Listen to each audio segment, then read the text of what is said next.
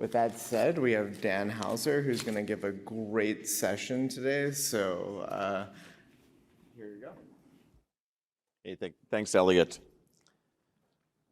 So good morning, and I realize I stand between you and the dynamic Malcolm Gladwell. So thank you, and I hope you're enjoying the conference as much as I am. MFA bypass certainly has been in the news, and fundamentally, why do we have MFA in the first place? We all know passwords suck, right? They're horrible, and they've been horrible for a very long time. So we have already seen broad adoption by industry of multi-factor auth. I am not a lawyer, but I think we're probably reaching a tipping point fairly soon.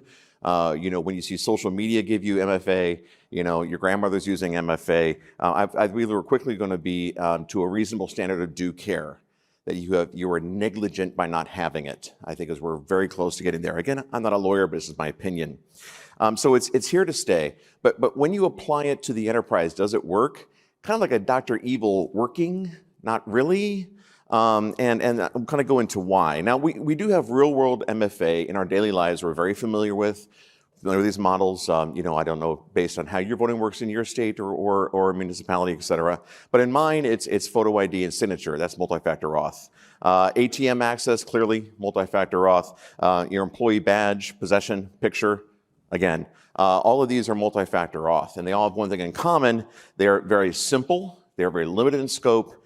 And they're risk-based models. When somebody first suggested, let's put a machine in the parking lot and 24 hours, you can get cash out of it. The bank probably looked at them like they were stupid until they realized, wait, every time they use it, we save $9 a transaction on teller fees. So even though people wrap a chain around it and hook it to their pickup truck and drag the machine down the road, it's already paid for itself $9 a transaction every single time. Great ROI. But those are very limited interfaces. And when you try to distribute MFA across the enterprise, well, it's not the magic elixir we can sprinkle all over everything and solve all our problems. So we have to make sure we understand the whole purpose of MFA is to keep bad actors from acquiring account control, right? It's to avoid account takeover. But the problem is this feels very good. We've launched our MFA. We've spent the money. Ding. Okay, have we solved the problem? Likely not. And there are lots of problems when you try to take something that is fabulous for a limited interface and extend it to the enterprise, which has technical debt, many interfaces. It has all sorts of ways in, and there are lots of challenges. Now, we don't have time to talk about all these. We will talk about some of these. I want to talk about for a moment the browser lock icon. This is a perfect design by engineers, for engineers, but it completely fails the grandmother test, right? Are we aware? I mean, it does one thing, people. It authenticates websites to the user so you know who you're talking to. So phishing can't possibly work. No, not really. And the problem is with engineering, we keep on trying to solve human issues with technical problems as engineers, and we have to change our thinking.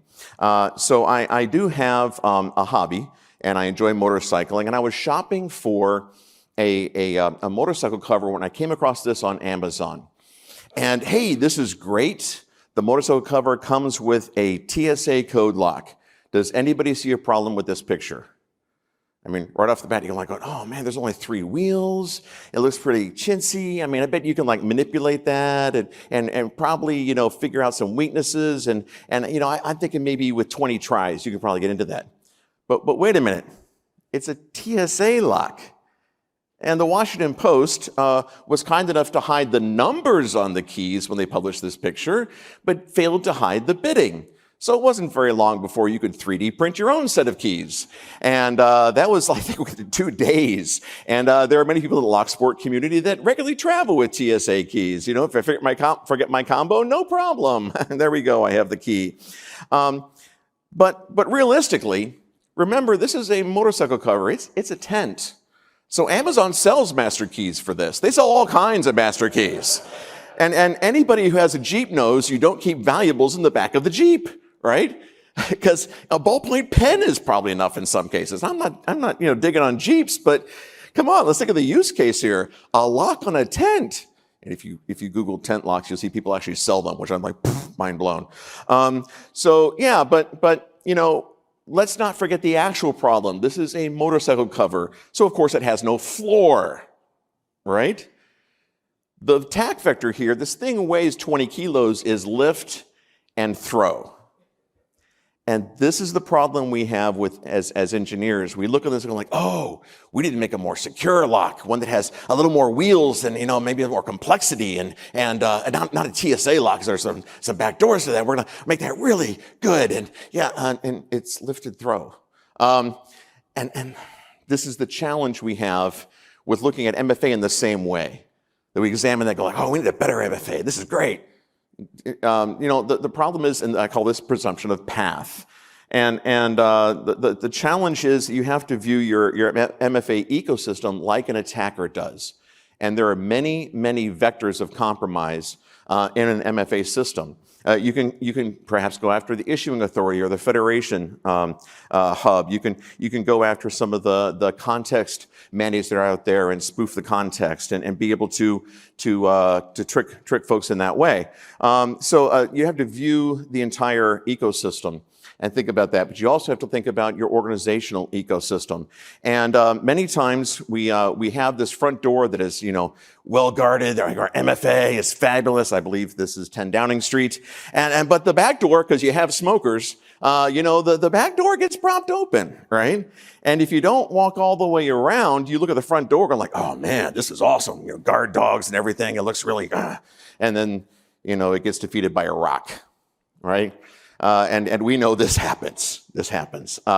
And so the presumption of path, you have to do a walkabout, as they say. You need to walk around, and is there just a thin facade? What's actually propping up all the ways into your organization? You have to really understand, do I have a Potemkin village? You can look that up if you want on Wikipedia.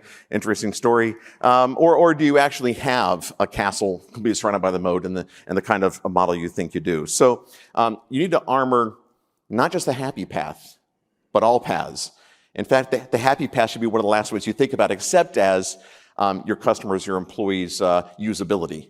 But the other ones are far more interesting to an attacker and should be far more interesting to all of us. And part of the problem is we continue to use broken factors. Now I realize passwordless is a tough journey, one worth taking. We'll talk about it in a minute. But password's 4,000-year-old technology, and almost all of what we said was best practice for the last 30 years is complete crap, right? Because we thought we should treat key space the same as password space, and that human beings are random number generators. And we only have 3 days left of summer 2023, so autumn 2023 is just around the corner. Fall will be here very shortly. So make sure you're ready for that autumn 2023 to come along, because humans do very, very predictable things, and we've been trying to treat them like they're random number generators. We won't talk about all of this, but a whole lot of organizations have not yet shifted their password policies to recognize that the password policies shouldn't reflect math, because you can't do math on passwords. We think we can, we can't. So we have 26 years of pass-fail DLL, which when that came out, I was a Windows admin like, yes, at last, this is great. I can actually enforce strong password. Remember we talked about that. You need a strong password, strong, whatever that means. The only one that really actually matters in this is password history. Hopefully you're not actually using NTM v2, hopefully you're using Kerberos. But all this doesn't actually matter. And not time enough to talk about it in this talk, but we have to start using broken factors. SMS has been broken, thankfully. It was talked about on the big stage. I was the lone guy that clapped yesterday. It's been broken for a very long time and decertified by NIST since 2016. And if you are protecting your organization and you're supposed to have NIST level controls and you're relying on SMS, where does that leave you? Not a comfy place. But it's still, I'll use a lot for pre-auth and use quite a lot for post-auth, like, was this you? So it's using broken protocols, and it's admittedly a little useful to be able to tell users like, hey, we just noticed you changed your password. And like, okay, that's great. But that's also an avenue for phishing. Hey, we just noticed you spent a lot of money. Ooh, I did. No, that wasn't me. And there you go. We see a big ramp up over the last few years in those kinds of attacks. And of course, that's one of the compromises that SIM swapping is going after, are the folks still using SMS. And then that, of course, leads to smishing. I don't make these words up. This is a bad one, but hey, it's smishing. It's SMS phishing. And it's really easy for the bad guys to get the actual phone numbers of the MFA type of functions for your organization, if you're a consumer organization. So if I'm going to attack a bank, I just open a bank account and I just interact with it and it gives me all the information I need, right? And now I create a little message here, and because it's pretty easy because caller ID has been broken even longer than SMS, and I say, oh, hey, look, this is the fraud center, and of course we love you and we don't want anything bad to happen to you, but we did notice you made a purchase of $1,700. If this wasn't you, say no. I'm like, $1,700? No. So I say no, and it says, oh, well, per your request, because we love you as a big bank, please give us your current OTP. And a whole lot of people fall for this. This is unfortunately a substantial vector of current actors, and broad spectrum across people, and it works, unfortunately. Even when your bank, as mine does, or your organization, if you tell your customers, we will never ask you your password, except when we do, they do, right? And people roll. So yeah, humans are what's underlying the weaknesses we have in our systems. And it's not that it's their fault, it's that we have to armor our systems differently, presuming they will make mistakes, presuming that they will, and we have to survive that anyway. And this is probably one of the largest weaknesses we have is webmail. And of course, I have a webmail account. And the real challenge is, the bad guys changed their vector a long time ago. It used to be they'd grab a webmail account and immediately pivot and start sending out spam, or they would use it to further some of their means by using as a pivot and launching vectors. And now it's like, well, let's just do a search for password reset. Oh, look at all the organizations this person interacts with, and now you know all the places you can go to initiate a password reset, and now we have a problem. And we've all known for a very long time that webmail and enterprise email and ISP email are not the same thing, and been ignoring that for a while. But the real issue is single factor auth. Password Q&A, please don't use this. Ben D is certified every bit as long as SMS, and I think it's far worse. My brother can answer all my questions. We do it as an organization. Happy birthday, Janet. Nifty, Susan's 50. And we tell them the date of birth. We say, congratulations, Bob, on 25 years of faithful service. So now we have the date of hire. And it's all over social media. And sometimes when credentials are compromised because there's a breach event that's reported, but do you know when their answers are compromised by social media? Of course you don't. So this is a big problem, and it's been decertified for a very long time. That news article, "Time to Kill Security Questions or Answer Them with Lies," is from 2016, when Yahoo had a breach of 500 million accounts with this methodology. Okay, this is broke, and let's please stop using Q&A. Yes, and so one of the answers to my Q&A, when they say, what do you hate? And it's Q&A. MFA fatigue attack, we've seen a lot of that. That is a really strong vector right now, and it's fairly easy to do. As a quick example of this, if we could roll clip 1. Using the Microsoft sign-in verification system. Please press the pound key to finish your verification. And we wait. Your sign-in was successfully verified. Goodbye. Okay, that's happy path, and I'm not hating on Microsoft here. There are lots and lots of ones that have that. Microsoft's a very big platform. Lots of folks have heard this, and lots of folks are using it. So I gave myself 30 minutes using only what was on my MacBook, and did not violate copyright, and tied both hands behind my back in a way an attacker completely does not care about. And I created this clip. Using the Microsoft. Yes, Microsoft is sending you on vacation. So Congratulations, big winner. All you have to do is press pound to approve this transaction and we'll get your vacation started right away. Yes, 7 days in the sun and surf of Aruba. Yeah. Please press the pound key to finish your verification. And eventually, you start doing this with random intervals, 2 to 11 minutes apart. pound, pound, make it stop. Oh my gosh, make it stop. And as soon as they've hit pound a few times after 3 seconds, then you just log in and they complete the rest for you. And this is a real big problem. And you don't even have to be this tricky. You just have to like initiate it, like, oh, please stop, just pound. And this totally works. MFA fatigue is a real thing.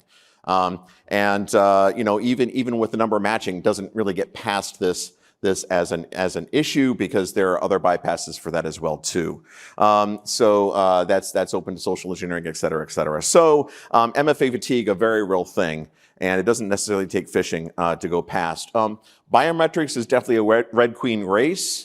Like we used to see with the major AV vendors back and forth, who's in the lead, who's going to win, right? Spy versus spy, and this is where we've been for a very long time. We saw the gelatin attacks on fingerprints that broke, I want to say, 11 out of 17. MSU researchers broke Samsung's Galaxy S6 using conductive paper. There are other attacks. Remember the iPhone 10, when it was launched, had problems with twins and with children unlocking their parents' phones because their facial structure was remarkably similar because DNA.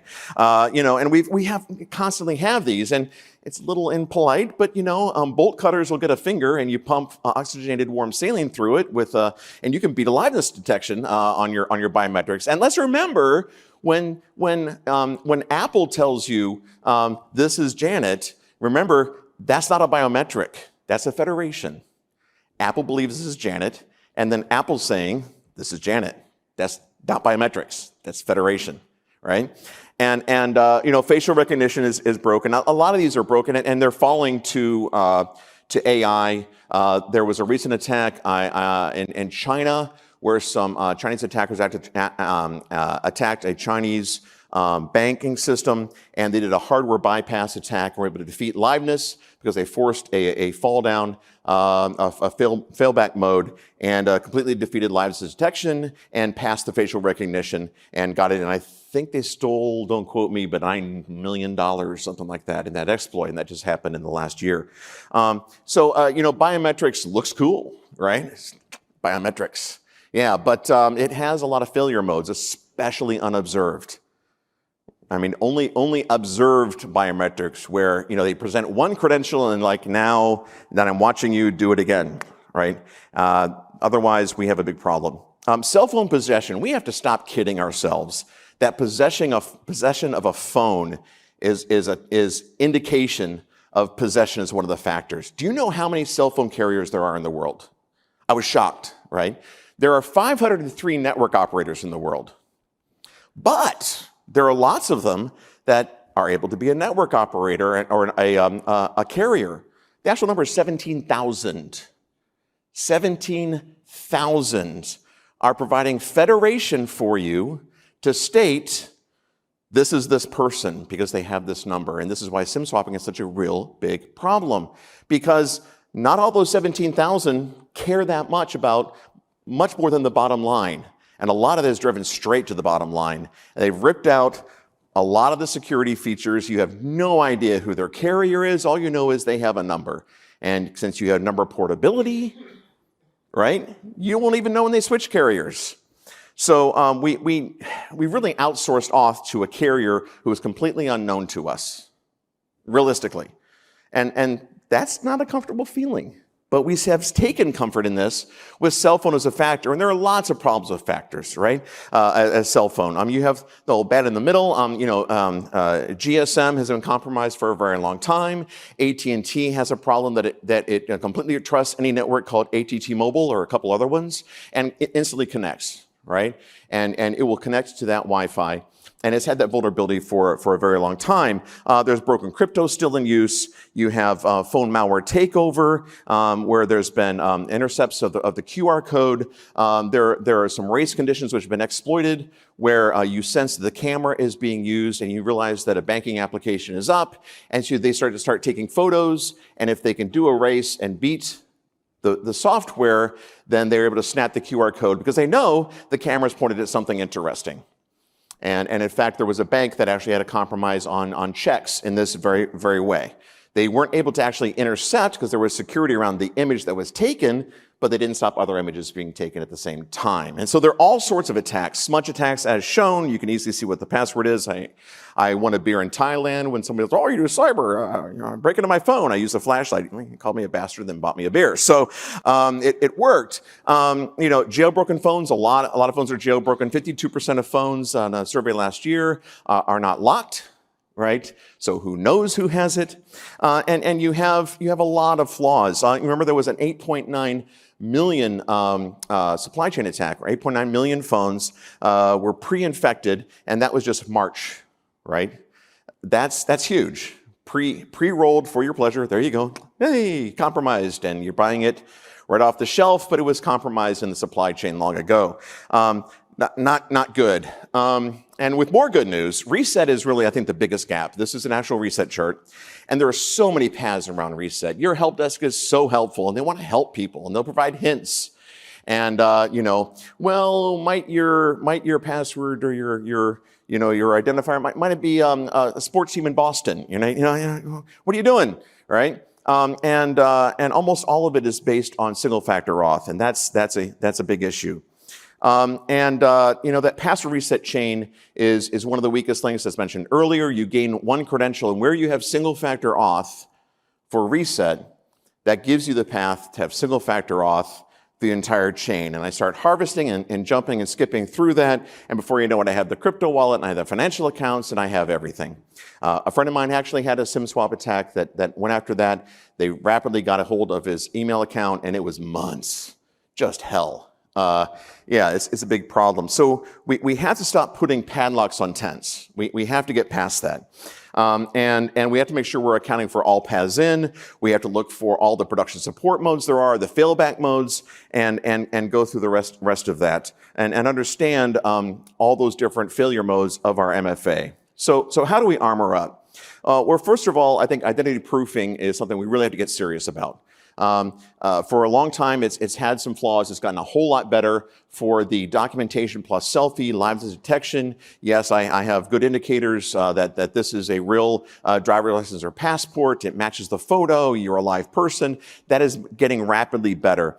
So consider biometric proofing for credential establishment, for credential reset. And fundamentally, no factor should ever be reset without MFA.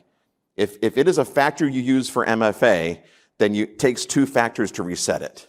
So if you don't have a triple factor auth, you have no ability to reset your MFA. So you have to get to that point at some point. And we should definitely step up auth. And it's not just admins, it's people who have the ability to use escalation of their privilege, even if that's an application admin, a supervisor that can do an override. We have to stop thinking about it as only the admins that are logging in IT, but there are lots and lots of people with privilege in your organization. If your company does acquisitions, the CFO presumably goes at some point and authorizes $1 billion transfer. That's a lot of risk, right? Do they get to reset their password by a password question of the sports team in Boston, right? And what are the fallback modes? If they can't answer it, what are the hints? And there should be scripted hints, right? Like, here's what you're allowed to say, and you should script those right into the help desk script and test that. And what's the fallback mode? I mean, what is it? Is it, well, if you have brick and mortar, you need to go into one of our stores and show your credentials in that way. Do you go to one of the warehouses of the organization? Do we get your boss on the line? I don't like this one because it's subject to manipulation and to impersonation, et cetera, et cetera. So you don't want that for the CFO, but there are probably some classes of accounts you do. So consider that. But what's the fallback mode? Because quite often the help desk will give some very helpful information to the attacker as opposed to your organization.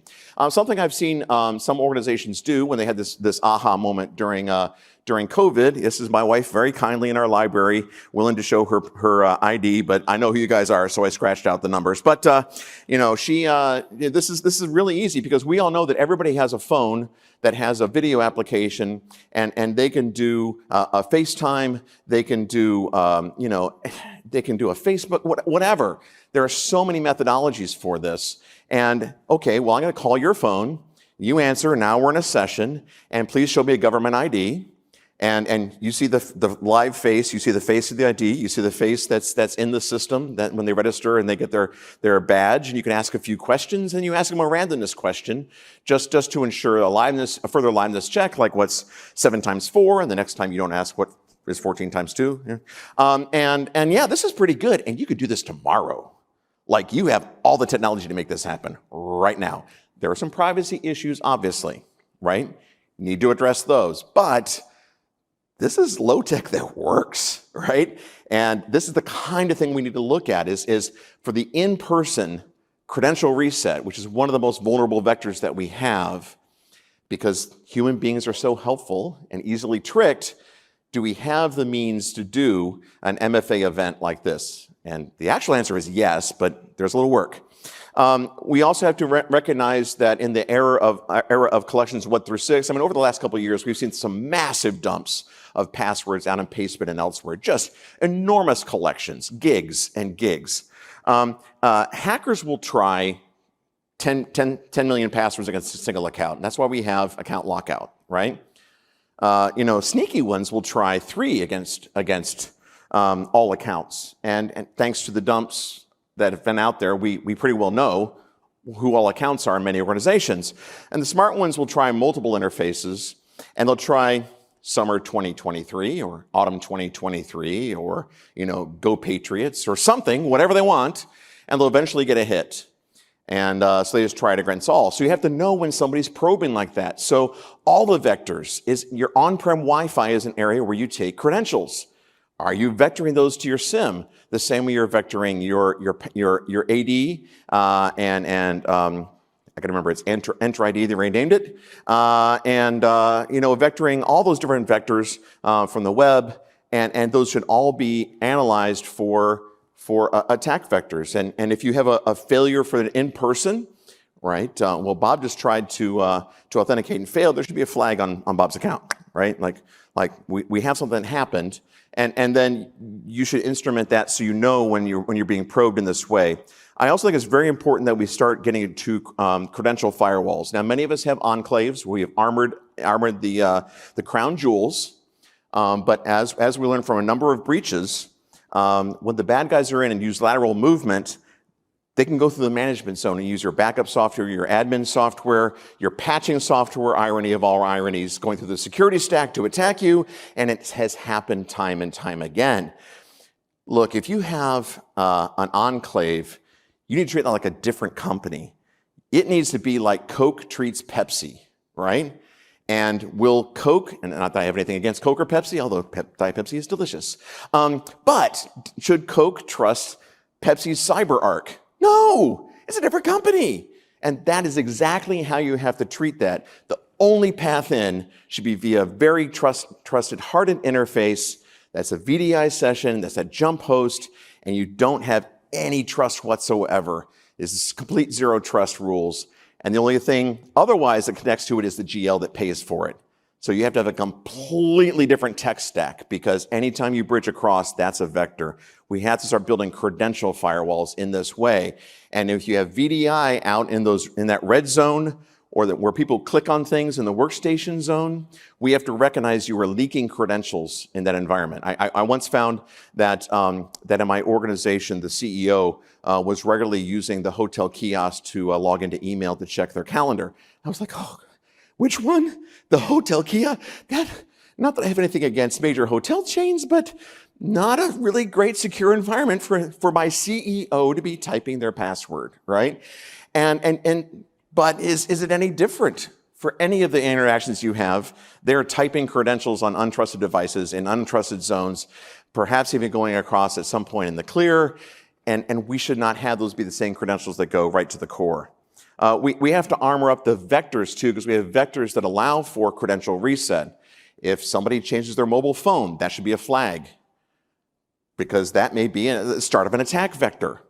If they change their home address. Now this one is more like a slow roll, but there are some things that we might use for when we email things or snail mail things out to people, right? Some of the questions we ask might be on the latest paycheck that was mailed. direct deposit's taking this vector off the tables a lot, but when somebody changes a home address, when they change their location, we should look at that like the location velocity check in Impossible Travel. A change in location and go like, why is Janet in Indonesia? That's funny. Challenge response questions. Please kill these now, please. But when those are changed, that should be a kind of a trigger as well. But please just get rid of them altogether. And any of these are reset vectors because people ask them over the phone, or we send events to those as part of the auth process. So we have to treat these like credentials. These are credentials because they're the buttons we push to execute a credential event. This is painful, folks. I'm sorry. But your existing MFA is legacy. And I think all of us remember the day that RSA had Secure ID rolled. And, then when you have spies in the woods bouncing laser beams off your windows, that's pretty intense. And the response by RSA was fabulous, but it was rolled and gone. MFA is based on secrets, fundamentally. It's based on cryptography, fundamentally. And both of those things are incredibly brittle and fail catastrophically. And so your MFA can be fabulous one day and completely broken the next. Okay, now what? Do you fail shut? Remember electrical engineering, failing shut, system live. So okay, no problem, we're back to single factor auth for the bank. Woohoo! Is that what you choose? Or do you fail open, nobody can log in? Ouch, that's not where you want to be, right? But at that point, and I encourage you to have a little future 5-minute process as we learned about yesterday, and as some future visioning, like what would happen if I get that phone call and I realize that Google Authenticator in the hugely unlikely event, but it's been compromised. And no, not throwing rocks at Google, it's a great platform, but it's an authenticator that a lot of folks use. And if it's completely rolled, well, now what? Do you have one in the wings? And in order to do a multi-factor auth reset of a credential, you have to have two. Right? Now, please don't make them on the same thing. Like, we'll just have Microsoft Authenticator and Google Authenticator on your phone. No, problem, right? Those are on the same platform and they're subject to all the same compromises, so they have to be separate. So you have to have a completely separate, independent, multi-factor auth system as a backup, and you need to have your third one in testing, ready to go. Because when that first one fails, okay, now you still have two, great. Okay, but now what? Now I'm back to what does the military say? 2 is 1 and 1 is none, right? So and this is hard because you just got all this shiny money that came in for your great MFA, yay! And now you want another one? Yeah, and a third? Well, you have to work through that, or at least figure out other authenticators that you have. You also need to armor your passwords. We have to stop pretending we can do math with passwords. This is completely bogus, and it just has to die because you can't do math with passwords. We really have to start implementing NIST 863B type of lessons, which looks at behavioral psychology. If somebody has sucky passwords, making them change them more frequently has been proven to show they choose even worse passwords. You're not helping yourself at all, which is why the earlier slide I said the only thing on that list from pass-fail DLL is history, because at least you can do that. So it's worth a read, and changing how you do passwords, changing the obligations you provide on the user, and take on the obligations of the verifier. Let's take a lesson we talked about earlier on engineering. If you talk to people who actually do product engineering and particularly the product safety people, it's not that they create systems that, if used properly, won't hurt you. It's not that they don't create systems that are difficult to get hurt using. The goal is to create systems that are impossible to get hurt using when the user tries to do stupid things, right? That's why they have the interrupt on those big slicing machines where they have to have a hand on either side. And a friend of mine figured out if he was quick enough, he could push the buttons and insert the book. And he's getting a few more done for his minimum wage job. And my friend now has a problem because one time he was too slow, right? And now his 9-finger Bob, it's not Chinese name, but yeah, the system had a flaw. And we have to design our auth systems the same way, believing our users will get phished, because we know they will. believing our users will do stupid things, because we know they will. And it's not their obligation to never fall for a phishing attack. Raise your hand if you've ever clicked on a simulated phishing in your environment. I can't be the only one. Come on, people. Oh, come on. Because, you're in a hurry, and some of those are really good, especially I signed up for the advanced phishing one, which meant I was a target, dude. And someone's like, wow, that was really good. You nailed me with that one. This is my space, and I fall for that? That hurt. But, yeah, people don't pay attention to that stuff. They don't. And so we have to create systems where it doesn't matter if the user does stupid things. We have to create systems where it matters if the malicious people do malicious things. That's what we have to care about, and not rely on the continuous, constant judgment of people to be flawless, because it's just not. So we need to start the migration to passwordless. That's super important. And phishing-resistant MFA certainly has not even been a phrase for very long, and suddenly it is, oh my gosh, important, because we are seeing some pretty advanced attacks right now. We thought we were completely safe with the push MFA and the push MFA with number response, and like, here's your location and here's your number, and MFA fatigue gets past that. So we have to start that journey to passwordless, so we're no longer reliant on passwords because we know they're broken, and we have to get to phishing-resistant MFA, which, of these, some of these are a little difficult. The number matching push OTP is still in that gray zone. This is like the difference between waterproof and water resistant, right? You're still might be going to get wet with the water resistant. It's the weakest one on the list. But CBA and PIV require, that's PKI land, and that's difficult. So if you're not heading towards FIDO2 tokens, you probably should. Now, choose your vendor carefully, because there are some large chicken-shaped countries in the world that issue FIDO tokens. You get some FIDO2 tokens from areas that are also adjacent to the same places launching attacks. So choose your vendor carefully, but please, I strongly advise moving towards a FIDO2 token, because those are phishing resistant. So how to get started, turning the corner. First of all, you have to know where all your credentials are. You have to know where all the paths in are. Remember, it's not just the login path of the user as you think.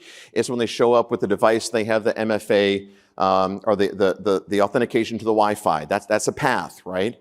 When they use their badge. I mean, all of these are paths, right? Or where credentials are used. You have to make sure you're mapping all of these, because you probably have, if you've not done this before, a lot more directories than you think you do. And, there's some dividends to be paid for directory consolidation at this point. So identify all the proofing vectors by which somebody proves that they are who they say they are, right? Where they are able to show credentials, right? They can hold up an ID and say, hi, I'm Dan, here I am, and I forgot my badge today, right? That's a proofing vector. I used somebody else's credential to federate in with presumably a trusted credential. Create a plan for getting those mapped and controlled. That's a good starting point. Just the territory you have, because much of risk is celestial navigation. You must first know where you are before you can set a course to where you need to be.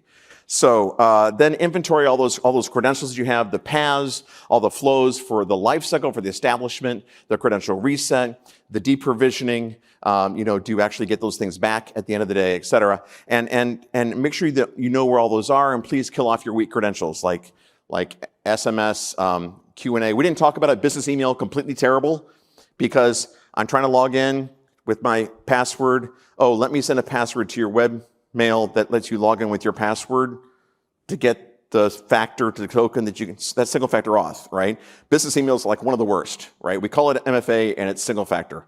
Normalize the human operated identity verification standards, where you actually have humans asking questions, because quite frequently, because you have so many help desks in a large organization, the HR help desk, the benefit help desk, you have the IT help desk, maybe a different network help desk, and so many, and many times the questions they ask you on one vector and the fallback and the hints are the answers to the ones on the others. And, pen testers have improved a lot. Thank you, fellows, to do that. But bad actors will probe a lot more interfaces than typically your pen testers will, the human interfaces, and gather credentials in one context and use them in another. So you have to know all the contexts. Start implementing velocity checks and identifiers for all those different ones you've found now. You found all those different vectors by which there are now events where you can have authentication failures and authentication probes. Start vectoring those into your SIM. Start doing velocity checks. Start looking for other issues there. Make sure you're creating an MFA backup plan. Use that future visioning. And if you get the call at 3 o'clock today, boom, it's dead. Now what? What's your plan? Not having a plan is a bad plan. And start the journey to passwordless if you haven't already. It will take a while, totally worth it. And I think we all need to get there. We've been saying for a very long time, this is the year of PKI and this is the year passwords must die. And coincidentally, I think we're seeing both the same year. So hopefully we can finally get there. Are there any questions? We have a few minutes left. I've covered a lot of territory. All right, the slides will be made available, I think, later today or tomorrow, and this talk is being recorded and streaming live, and a replay will be available. And if you completely missed that, they're hitting YouTube, I think, in January. So don't worry if you missed some of this content. It's all available to you. And thank you. Enjoy the rest of the conference.